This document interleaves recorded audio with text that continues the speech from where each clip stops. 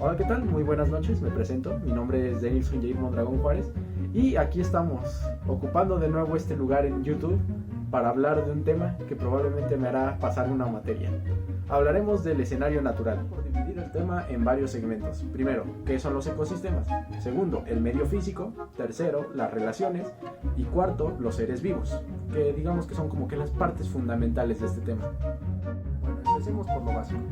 ¿Qué es un ecosistema? Llamamos ecosistema al sistema físico y biológico formado por una comunidad de seres vivos que habitan en un medio físico delimitado. Es decir, se trata de una comunidad de factores físicos y biológicos particulares de un medio ambiente concreto. Dicho esto, existe en este ecosistema una relación de interdependencia entre los diferentes elementos que lo componen. Vamos, para más fácil, todo está estrechamente relacionado y la carencia de alguno de estos elementos pues puede llevar a cierto desequilibrio. Pero ¿cuándo inició todo esto? O sea, realmente, ¿quién fue el que propuso la idea del ecosistema? O sea, de que esta idea empezara. El concepto de ecosistemas comenzó a desarrollarse entre 1920 y 1930, más o menos. Tiene en cuenta las complejas interacciones entre los organismos, las relaciones que forman la comunidad, que vendría siendo el medio físico. De esto hablaremos un poco más adelante. Y los flujos de energía y materiales que la atraviesan, los factores abióticos. Pero para que todo esto surgiera, tuvo que haber primero una persona. En este caso fueron varias, pero vamos a mencionar a los principales. Los primeros dos, que serían el héroe y el que lo dio a conocer. Básicamente, el que tuvo la idea y el que dijo, oye, esto está bastante bien, hay que promoverlo, pues. El término ecosistema fue propuesto por el botánico inglés Roy Clapham en 1930, pero es realmente su amigo Arthur Tansley quien lo define y da a conocer. De hecho, curiosamente, todas estas personas que voy a mencionar eran botánicos. Pero antes de ellos hubo una persona que inclusive ya estaba concibiendo en su mente un poco esta idea. Su nombre, aquí estoy poniendo las manos para que pongan su imagen, era Stephen Alfred Forbes y publicó El lago como un microcosmos. En su libro, este naturalista angloamericano describe el lago como un pequeño universo organizado, sistémico y equilibrado. Claro está que con un concepto tan interesante como este, pues iba a llegar gente que iba a estar interesada en esto mismo. Otros científicos demuestran y concluyen que los lagos y las lagunas hay un equilibrio entre la salida, la entrada y pérdida de materia y energía. Estos pequeños universos, por decirlo de alguna manera, de agua dulce, ejemplificados en los manuales, permitieron descubrir e interpretar el gran ecosistema de constante reciclaje de la materia, motorizado por un flujo permanente de energía que denominamos biosfera. Realmente no tiene mucho que ver, pero eran los inicios de esta idea. Después de todo este montón de gente importante que empezó a dar las ideas, encontramos que el mismo Arthur Tansley, quien había ayudado a su amigo, fue el que dio más o menos el concepto de lo que era un ecosistema de la manera correcta. Partió de varios puntos. El primero, el ecosistema es el conjunto de seres vivos que residen en un espacio determinado, así como también es el lugar que los alberga, pues posee unos rasgos determinados que permiten la vida y las relaciones entre los organismos vivientes. Segundo punto, el lugar en el que se encuentran los seres vivos se denomina biotopo, un nombre muy extraño que después cambiaremos por biosfera. Ya por fin cambiamos de espacio para grabar, esto es bueno, tenemos mejor iluminación, creo. Bueno, pasamos al tercer punto. En un ecosistema se originan interrelaciones entre los organismos que en él habitan. Esto quiere decir que todos ellos están conectados de alguna manera. Por más pequeña que sea, todos son dependientes de otros. Si alguno de ellos llega a dejar de existir o se rompe la cadena, pues pueden haber ciertas repercusiones muy graves. Ahí tenemos el caso de las abejas. Cuarto y último punto. Los elementos químicos y físicos que hacen que estos organismos convivan en un determinado lugar también forman parte de lo que Tansley consideró un ecosistema, denominándolo como medio ambiente. Bueno, pero a todo esto, ¿de qué se conforma un ecosistema? Bueno, un ecosistema se conforma de tres partes principales: el medio físico, los seres vivos y las relaciones. Hablaremos primero del medio físico. El medio físico viene a ser una expresión sinónimo de territorio, procesos y recursos naturales. Digamos que es el pilar fundamental de lo que es la vida, lo que lo sostiene, lo que está por debajo de nosotros. El planeta Tierra en sí, pues. El medio físico es fuente de materias primas que utilizan y o transforman las actividades humanas en beneficio del hombre. Esto quiere decir que el ser humano extrae todo lo que necesita de nuestro medio físico y lo convierte en nuevos artefactos, nuevas herramientas y todo eso.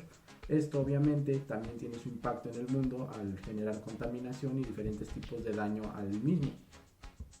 La segunda parte de los ecosistemas, o bueno, la segunda parte que conforma los ecosistemas, vendrían a ser los seres vivos, que son organismos complejos. ¿Qué se necesita para que un organismo sea considerado como complejo? Primero, pues que nacen, crecen, se alimentan, se reproducen y se relacionan y finalmente mueren. Todos los seres vivos del planeta están formados por células y la célula es la parte viva más pequeña de la vida. Los seres vivos a su vez se clasifican en diferentes maneras, de hecho hay bastantes formas de clasificarlos. Una de ellas puede ser la clasificación celular, en la que existen los seres pluricelulares y los unicelulares. La diferencia es que unos contienen más células que los otros, además de que los unicelulares solo contienen uno. Existe otra forma que también podría ser la clasificación por morfología, en la que existen los animales invertebrados y los vertebrados. Entre los invertebrados podríamos tener el ejemplo más claro de un gusano, y los vertebrados pues son básicamente los que conocemos: pollos, aves de cualquier tipo, perros, gatos. Y por último tenemos la clasificación taxonómica.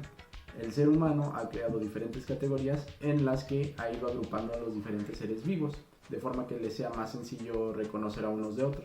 Existen clasificaciones como por ejemplo los reinos, que se agrupan por su naturaleza en común, y es el más estudiado en la escuela. Está el filum, las familias, que son las agrupaciones de seres vivos que se encuentran en un orden, los géneros y las especies, que tal vez sean unos de las que más veamos en las escuelas. También es importante mencionar que los diferentes tipos de seres vivos tienen dos maneras de agruparse: por poblaciones, que son un conjunto de seres vivos de la misma especie, y comunidades, que son básicamente diferentes especies conviviendo todas juntas. En segundo puesto, de los temas principales tenemos a las relaciones. Entre los diferentes grupos pertenecientes a los seres vivos existen diferentes tipos de relaciones. Existen las relaciones entre individuos de la misma especie, a las que se les conocen como relaciones intraespecíficas, y las que involucran individuos de diferentes especies, todas en el mismo momento, que son las interespecíficas. El ejemplo más común que tenemos de una interespecífica vendría a ser las cadenas alimenticias, en las que interactúan diferentes grupos de individuos. Y de las intraespecíficas vendrían haciendo como las familias o los grupos de animales de la misma especie. También las asociaciones gregarias. Estas están constituidas por un grupo de individuos que viven en común durante cierta cantidad de tiempo. Ejemplo de ellos podrían ser las manadas de elefantes. Por último tenemos a las sociedades. Los individuos en estos grupos están diferenciados en castas. En ejemplos de estos podríamos utilizar a las colmenas de abejas, en las que hay obreros, hay abejas que defienden la colmena y existe la reina, que digamos que es el máximo nivel jerárquico. Por último tenemos las relaciones interespecíficas. En ellas encontramos por ejemplo a la simbiosis, que es un estado en el que dos especies se compenetran tanto que llegan a hacer las cosas juntos. Aquí lo que se busca es que haya un bien mutuo, por decirlo de alguna manera. Otro tipo sería la competencia, en la que 12 especies están buscando el beneficio mutuo, pero no pueden tenerlo al mismo tiempo. Ejemplo de ellos son animales que se dedican a la caza y que compiten por ver quién consigue la mejor presa. Obviamente el ganador se llevará la mejor parte, mientras que el perdedor tendrá menos. Por último como ejemplo tenemos al parasitismo. En esta relación uno de los elementos se beneficia muchísimo del otro. ¿Cuál es la diferencia con otro tipo de relaciones? Pues que en esta el daño no es inmediato, sino que es un daño prolongado, lento, que tal vez el anfitrión ni siquiera se sienta, mientras el parásito se va alimentando de él o obtiene algún beneficio del mismo.